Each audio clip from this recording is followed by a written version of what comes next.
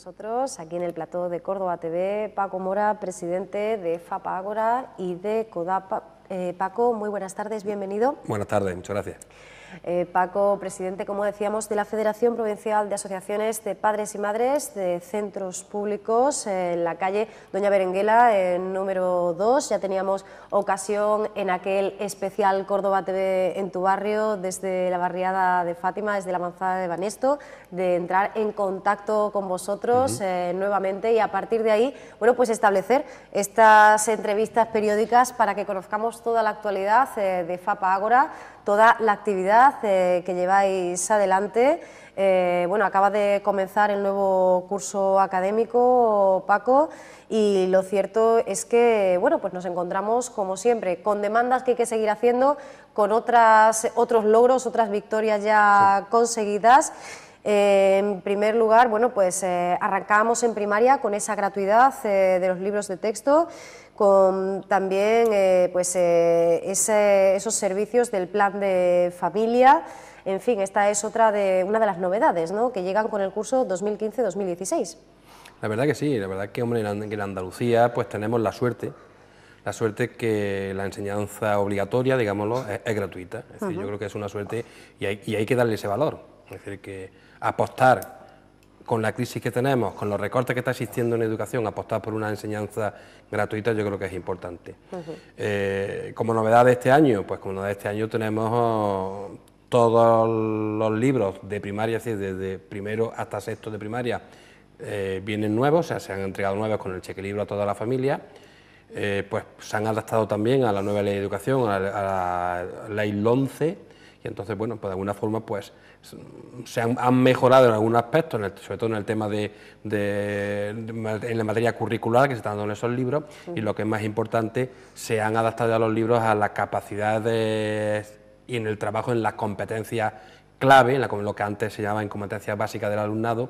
Bueno, pues se está trabajando en las competencias clave en los libros de texto, que era también una reivindicación que se hacía desde las familias, porque en la mayoría de los libros de texto, en la mayoría de los currículums que se daban en nuestros niños y nuestras niñas, daban en los centros, se hacía más hincapié en el concepto memorístico que el qué es hacer o qué es saber hacer con las cosas, ¿no? Bueno, pues ya en estos nuevos libros de texto empezamos a trabajar de una vez por todas en las competencias clave. Yo creo que eso es un factor importantísimo de despegue en la calidad de la enseñanza, y eso hay que destacarlo.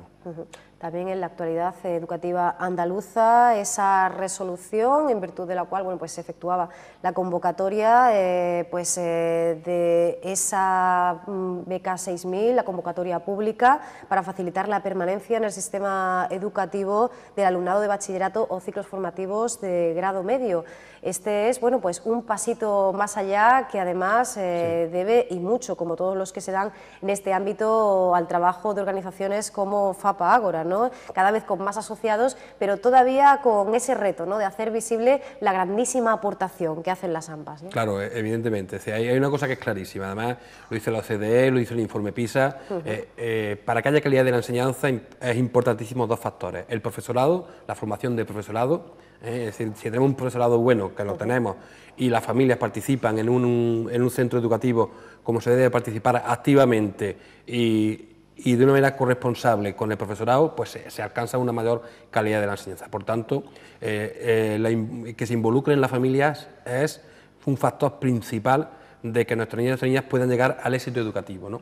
Que no al éxito académico, que muchas veces confundimos el éxito educativo con el éxito académico, y yo creo que eso hay que diferenciarlo, porque nosotros queremos que nuestros hijos estén bien educados, y con esa educación pues adquirirán conocimientos, pero a nosotros lo que nos interesa es que nuestros niños y nuestras niñas estén bien educados. Es cierto que en Andalucía, como he dicho al principio, tenemos mucha suerte, y tenemos mucha suerte porque tenemos, digamos, unas familias que de alguna forma, tanto de las federaciones de madres y padres como de la Confederación Andaluza, trabajamos en pos de una, digamos, educación pública, gratuita, total y de calidad. Por eso hemos reivindicado, por ejemplo, la beca 6000, lo de las becas de segunda oportunidad, todo ese tipo de becas que fuera de Andalucía no las tenemos y que en Andalucía las tenemos y que muchas veces las familias desconocen. Porque cuando se habla de la beca 6.000, por ejemplo, parece que solamente se le paga a las niñas y a los niños, se les paga por el hecho de estudiar, y no es así.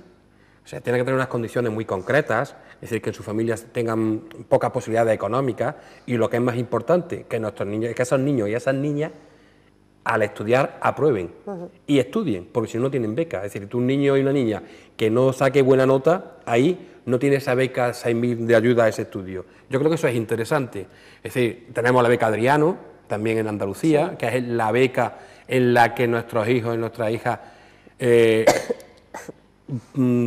pueden acceder, y es ese margen que existe entre la que da el Ministerio, como sabes, tienen que tener un 5,5 o un 6 para tener beca. Pues bueno, pues si nuestros niños han aprobado y pueden promocionar, ¿por qué no van a tener esa beca? Bueno, pues todas esas cosas han sido por el esfuerzo que hacemos la familia, y esas reivindicaciones, por supuesto, la Consejería, en este caso la Junta de Andalucía, pues se siente un poco también presionada ante todas estas familias que una y otra vez le piden que se apueste por una escuela pública de calidad, y para eso hay que invertir.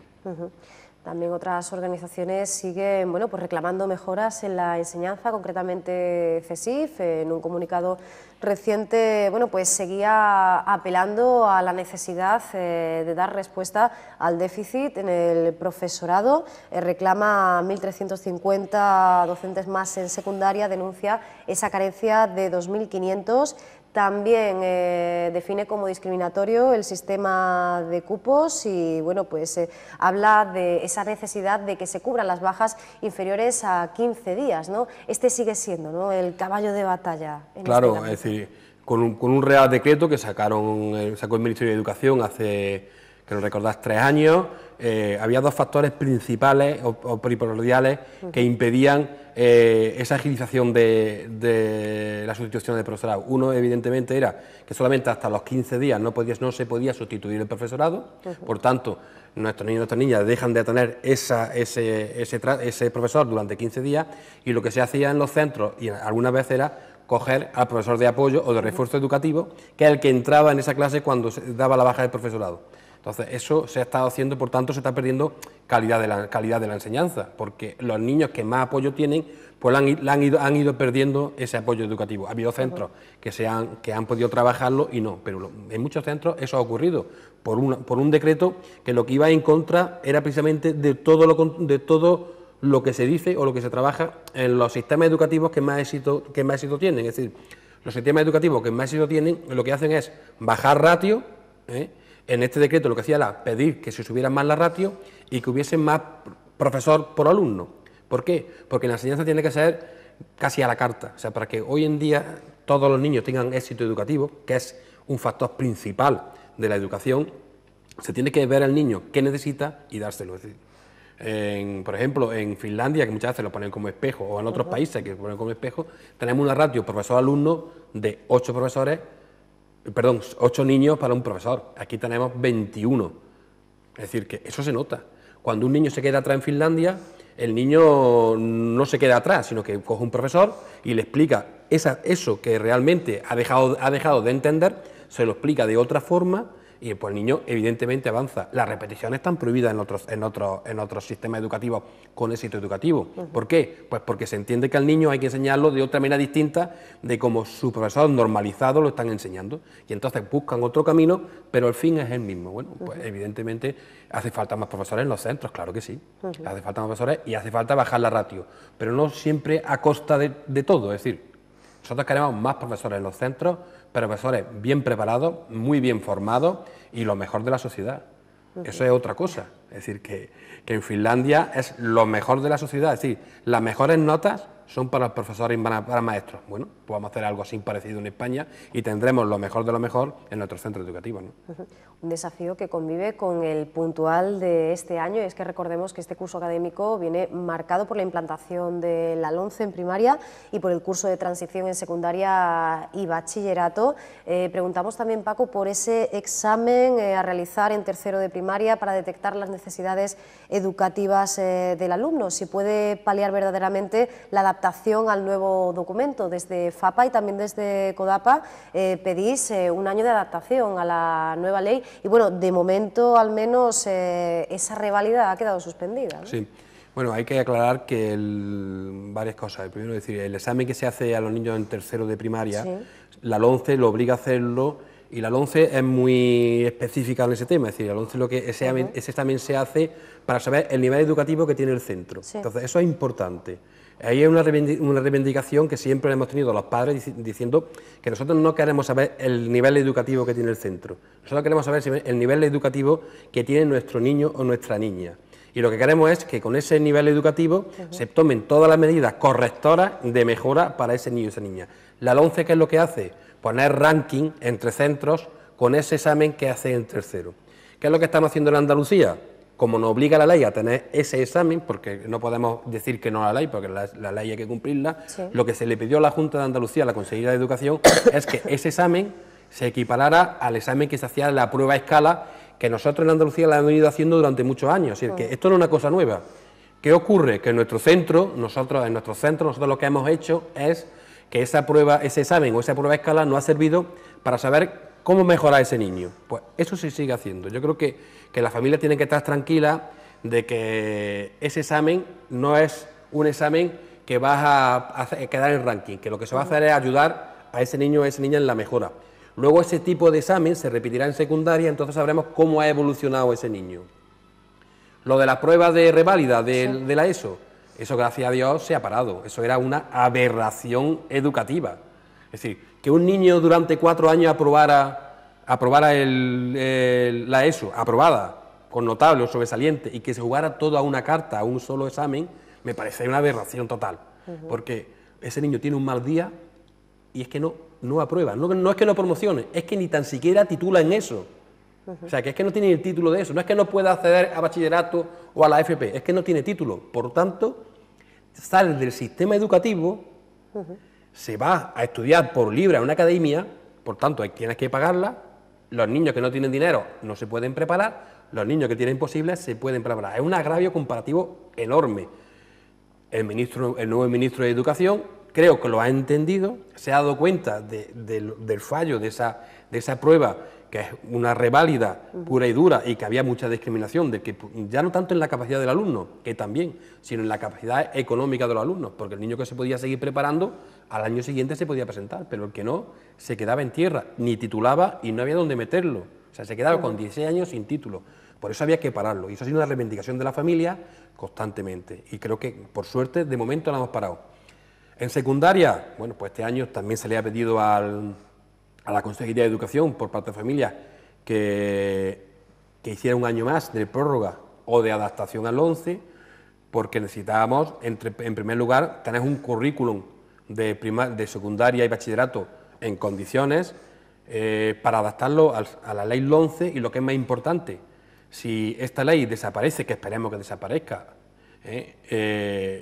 no tengamos que volver a cambiar los libros educativos. Hay que tener en cuenta que la Junta de Andalucía, o todos los andaluces, mejor dicho, no hemos gastado 79 millones de euros en gratuidad del libro de texto en primaria. No podemos estar cambiando constantemente de libros, no podemos estar gastando constantemente 70 o 80 millones de euros en libros cuando no es necesario. Por tanto, le hemos pedido primero que aguante un año más esta nueva ley, que hagamos un buen currículo de secundaria y que ese currículum nos sirva para otras adaptaciones a las nuevas leyes. Esta ley está abocada al fracaso, porque no hay consenso. Es la única ley educativa, mira que ha habido leyes, ¿no? Pero esta es la única educativa donde absolutamente todos los agentes educativos se han puesto en contra. La privada, la concertada, la pública, los profesores, los sindicatos, todos, absolutamente todos. Ha sido el gobierno contra toda la sociedad. Por tanto, yo espero que en las próximas elecciones se tomen ya de una vez por todas la educación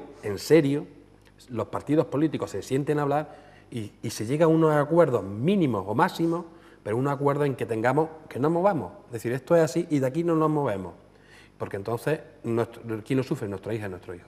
Volvemos a la necesidad de ese pacto por la educación y que esta pues no esté siempre sometida a los vaivenes del cambio de ciclo político o de sigla partidaria. Hablamos ya del ámbito propiamente provincial, Paco, y es que Esther Ruiz, delegada provincial de Educación, hablaba de ese trabajo que se ha realizado este verano en la mejora de las instalaciones, rehabilitando, adaptando las mismas en 27 actuaciones para incrementar, entre otras cosas, la accesibilidad, a pesar de que todavía hay trabajos que están por finalizar. Ella garantizaba que se podría utilizar estos espacios a pleno rendimiento. ¿Está siendo efectivamente así o está suponiendo algún tipo de escollo para los alumnos?